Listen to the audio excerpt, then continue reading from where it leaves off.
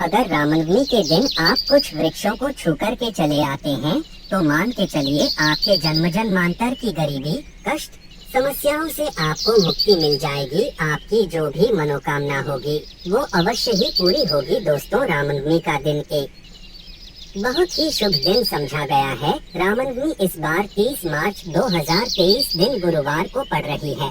बता दें, इस दिन अमृत सिद्धि योग, ब्रह्मा योग, इंद्र योग जैसे कुल 52 तरीके के नए योग बन रहे हैं। आपको बता दें, कुछ ऐसे वृक्षों के बारे में हमारे धर्मशास्त्र में बताया गया है जिसमें रामनवमी के दिन ब्रह्मांड की महासर्वशक्तिशाली शक्तियों का वास होता है।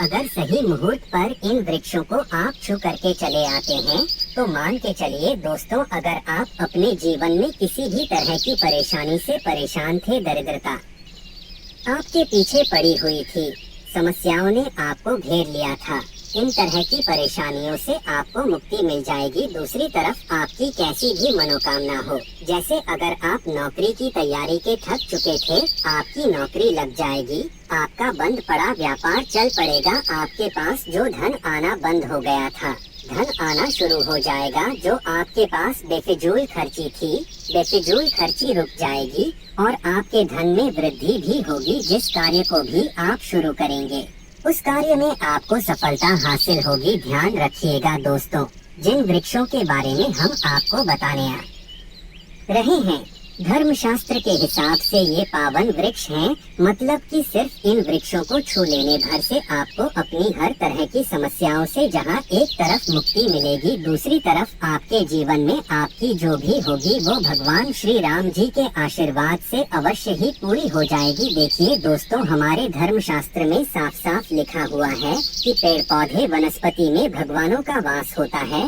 इसीलिए पुराने समय के जो लोग होते थे वो सुबह उठते साथ ही पहले तो घर की झाड़ू लगाते थे, फिर घर के पास वाले किसी भी बड़े वृक्ष पर जाकर एक लोटा जल अर्पित कर देते थे, क्योंकि पुराने समय के लोगों को ये बात पता होती थी कि वृक्षों पर देवी देवताओं का वास होता है। देखिए, साइंस भी ये बात कहता है कि पेड़ पौधे वनस्पति फ्री में हमें प्राण वायु प्रदान करते हैं, के बिना हमारा जीवन संभव ही नहीं है। हर व्यक्ति ये बात जानता है और आप भी ये बात जानते होंगे कि एक मानव कार्बन डाइऑक्साइड को छोड़ता है। ये होती है जहरीली गैस, जिसको जो पेड़ पौधे वनस्पति होते हैं वो सोख लेते हैं और बदले में ऑक्सीजन रिलीज करते हैं, मतलब हमको ऑक्सीजन देते हैं। इसी तरह से अगर आप अपने जीवन में समस्याओं से घिरे हुए हैं, नकारात्मक शक्तियों ने आपको घेर लिया है और आप इन देव वृक्षों को छू लेते हैं, तो बस इन वृक्षों को छूने भर से मान के चलिए आपकी नकारात्मक शक्तियाँ वह पेड़ पौधे सोख लेंगे और आपके जीवन में सकारात्मक ऊर्जा का वास ला देंगे। दोस्तों, ग्रंथों में भी बताया गया है कि रामनवमी के दिन कुछ ऐसे वृक्ष हैं जिन पर साक्षात भगवान श्री राम, माता रानी जी और ब्रह्मांड की कई सर्वशक्तिशाली शक्तियों का वास होता है। दोस्तों, आपकी जानकारी के लिए बता दें कि रामनवमी का दिन एक ऐसा दिन है जिस दिन भगवान श्री राम जी की पूजा करने का एक अलग ही विशेष महत्व होता है।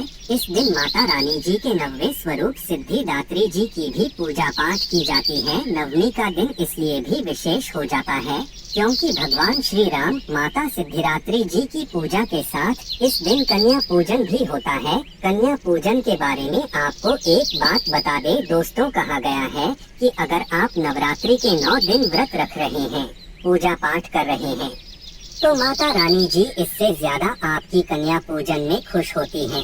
मतलब एक तरफ आप व्रत रख लीजिए, पूजा पाठ कर लीजिए और एक तरफ आप अच्छे से कन्या पूजन कर लीजिए। माता रानी जी आपकी कन्या पूजन से प्रसन्न होकर तुरंत ही आपको आशीर्वाद दे देती हैं। इसीलिए रामनवमी का दिन और भी ज्यादा विशेष और महत्वपूर्ण हो जाता है। वीडियो को मिस मत कीजिएगा दोस्तों, क्योंकि यह वीडियो के लिए नहीं, आपके पूरे परिवार के लिए बहुत ही ज्यादा लाभदायक हो सकता है। क्योंकि जिन वृक्षों के बारे में हम आपको बताने आ रहे हैं, सिर्फ रामनवमी के दिन इन पर ब्रह्मांड की महा सर्वशक्तिशाली शक्तियों के साथ माता रानी जी का वास होता है।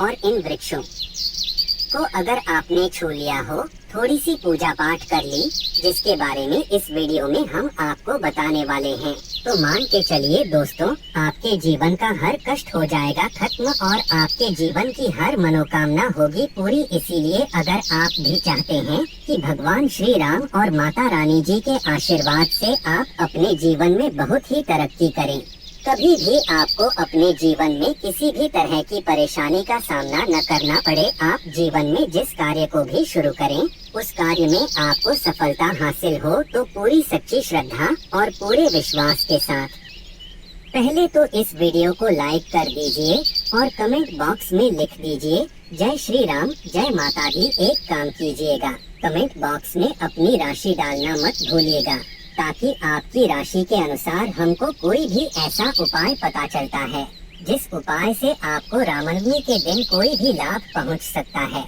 वो हम आपको आपके कमेंट में आके रिप्लाई के माध्यम से बता देंगे। तो सबसे पहले तो आप वीडियो लाइक कर दीजिए और अपनी राशि कमेंट बॉक्स में डालना मत भूलिएगा। सबसे पहला वृक्ष जो आपको नवमी के दिन अवश्य ही छू करके आना है वह है बेल का वृक्ष। बेल बिल्कुल सही सुना आप लोगों ने दोस्तों, बेल वृक्ष एक ऐसा वृक्ष है जिसके प्रत्येक पत्ते में माता पार्वती जी का वास होता है।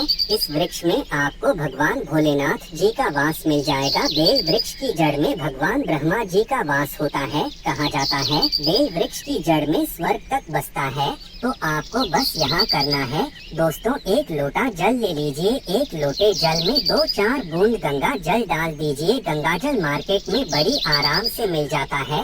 घर के पास वाले किसी भी बेल के पेड़ के पास चले जाएं, आपको एक लोटा जल अर्पित करने बेल वृक्ष को छूना है और अपने घर पर चले आना है। सिर्फ इतना भर अगर आप कर लेते हैं तो मान के चलिए पूरे साल आप लोग रोग मुक्त रहेंगे, बीमारियों से आप लोग बचे रहेंगे। और मान लीजिए किसी बीमारी ने आपको जकड़ भी लिया था, धर लिया था, उस तरह की बीमारी से आपको मुक्ति मिल जाएगी, क्योंकि यहाँ पर आपको साक्षात महादेव जी का आशीर्वाद मिल रहा है। तो दोस्तों बेल वृक्ष को छूना मत भूलिएगा। दूसरा वृक्ष जिसको आपको अवश्य ही छूना है और भूलना नहीं है वह है पीपल का वृक्ष। एक बात ध्यान रखिएगा, वृक्षों का राजा बोला जाता है पीपल वृक्ष को। पीपल वृक्ष पर साक्षात भगवान विष्णु और माता लक्ष्मी जी का वास होता है। और पीपल वृक्ष जो है दोस्तों उसमें भगवान हनुमान जी महाराज भी बचते हैं और इसमें कई तरह के देवी देवताओं का वास होता है। तो आपको बस यह करना है कि रामनवमी के दिन घर के पास वाले किसी भी पीपल वृक्ष पर जाना है। पहले तो आप लोगों को ये सुबह के वक्त करना है। ध्यान रखिएगा कि आपको सुबह के वक्त या सूर्यास्त से पहले भी आप ये उपाय कर सकते हैं, लेकिन सुबह के वक्त अगर यह उपाय करते हैं तो बहुत ही अच्छा मन आएगा। लेकिन अगर आपके पास समय नहीं बचता है तो आप सूर्यास्त से पहले मतलब 5-6 बजे तक भी इस उपाय को कर लीजिएगा। पीपल वृक्ष के पास आपको एक दीपक जलाना है। दीपक जलाने के बाद आपको उस पीपल वृक्ष की 3 परिक्रमा करनी है। 3 परिक्रमा करते वक्त आपको भगवान श्री हरि विष्णु जी का बीज मंत्र बोलना है। बीज मंत्र इस तरह से है, ओम नमो भगवते वासुदेवाय नमः। हम फिर से रिपीट कर दे रहा हूँ दोस्तों, ओम नमो भगवते वासुदेवाय नमः। पीपल वृक्ष की 3 परिक्रमा लगाते हुए इस बीज मंत्र का जाप कीजिएगा। अब इससे फायदा आपको क्या होगा तो बता दें, आपके राहु केतु जो होते हैं वो भगवान श्री हरि विष्णु जी के हाथ में होते हैं। अगर आपने इतना कर दिया तो आपके राहु केतु हमेशा आपका साथ देंगे और अपने जीवन में जिस कार्य को भी शुरू करेंगे उस कार्य में आपको सफलता हासिल होगी। आप अपने जीवन में बहुत ही आगे जाएंगे। और समझा जाता है कि जो व्यक्ति भगवान श्री विष्णु जी का आशीर्वाद हासिल कर लेता है, माता लक्ष्मी जी का भी उसको आशीर्वाद मिलता है और उस व्यक्ति के जीवन में धन खींचा हुआ चला आता है। तीसरा वृक्ष जिसको अवश्य ही आपको छूना है सूर्यास्त से पहले वह है नीम का वृक्ष। बिल्कुल सही सुना आप लोगों ने। एक बात का जरा ध्यान रखिएगा, नवरात्रि के समय नीम के वृक्ष में माता रानी जी के 9 के 9 स्वरूप वास करते हैं। कहा जाता है कि के वृक्ष को अगर आप लोग नवरात्रि के दिन या राम नवमी के दिन छू करके चले आते हैं तो इससे आपका घर जो है वो हमेशा सुरक्षित रहता है। मान लीजिए आपने नीम के वृक्ष को छू लिया तो आपके लाखों शत्रु आपके खिलाफ खड़े हो, वो आपका कुछ भी नहीं बिगाड़ पाएंगे, क्योंकि यहाँ पर आपको माता रानी जी का साक्षात आशीर्वाद मिल रहा है आपके घर पर। काला जादू, काली विद्या, इन सब का कोई भी असर नहीं होगा। तो आप लोगों को इस बात का विशेष करके ध्यान रखना है कि नीम के वृक्ष को आप लोगों को छूकर आकर घर पर पूजा पाठ कर लेनी है, क्योंकि रामनवमी का दिन है दोस्तों। और आखिरी वृक्ष जिसको आपको छूना ही छूना है वह अशोक का वृक्ष। बिल्कुल सही सुना आप लोगों ने। अशोक के वृक्ष को छूने से पहले इस बात का ध्यान रखिएगा, एक लोटा आप लोगों को कच्चा दूध लेना है, उसमें हल्दी मिला देनी है। अशोक वृक्ष पर जाइए, इसी लोटे जल को अर्पित कर दीजिए और यहाँ पर इस वृक्ष को आपको छू लेना है। क्योंकि दोस्त तो अशोक का वृक्ष एक अकेला ऐसा वृक्ष है जिसमें ब्रह्मांड की सारी शक्तियाँ अवश्य ही वास करती हैं। एकादशी हो गया, अमावस्या हो गई, पूर्णिमा हो गई, रामनवमी हो गई, इन तरीके के शुभ दिनों पर ब्रह्मांड की सारी शक्तियाँ इस वृक्ष पर वास करने आती हैं। तो बस दोस्तों आप लोगों से निवेदन है, लाइक करना मत भूलिएगा और कमेंट बॉक्स में अवश्य लिख दीजिएगा जय श्री राम, जय माता दी। अगर रामनवमी के दिन आप कुछ वृक्षों को छू कर के चले आते हैं तो मान के चलिए आपके जन्म जन्मांतर की गरीबी, कष्ट, समस्याओं से आपको मुक्ति मिल जाएगी। आपकी जो भी मनोकामना होगी वो अवश्य ही पूरी होगी। दोस्तों रामनवमी का दिन एक बहुत ही शुभ दिन समझा गया है। रामनवमी इस बार 30 मार्च 2023 दिन गुरुवार को पड़ रही है। बता दें इस दिन अमृत सिद्धि योग, ब्रह्मा योग, इंद्र योग जैसे कुल 52 तरीके के नए योग बन रहे हैं। आपको बता दें कुछ ऐसे वृक्षों के बारे में हमारे धर्मशास्त्र में बताया गया है जिसमें रामनवमी के दिन ब्रह्मांड की महासर्वशक्तिशाली शक्तियों का वास होता है। अगर सही मुहूर्त पर इन वृक्षों को आप छू करके चले आते हैं तो मान के चलिए दोस्तों, अगर आप अपने जीवन में किसी भी तरह की परेशानी से परेशान थे, दरिद्रता आपके पीछे पड़ी हुई थी, समस्याओं ने आपको घेर लिया था, इन तरह की परेशानियों से आपको मुक्ति मिल जाएगी। दूसरी तरफ आपकी कैसी भी मनोकामना हो, जैसे अगर आप नौकरी की तैयारी के थक चुके थे, आपकी नौकरी लग जाएगी, आपका बंद पड़ा व्यापार चल पड़ेगा, आपके पास जो धन आना बंद हो गया था धन आना शुरू हो जाएगा। जो आपके पास बेफिजूल खर्ची थी, बेफिजूल खर्ची रुक जाएगी और आपके धन में वृद्धि भी होगी। जिस कार्य को भी आप शुरू करेंगे उस कार्य में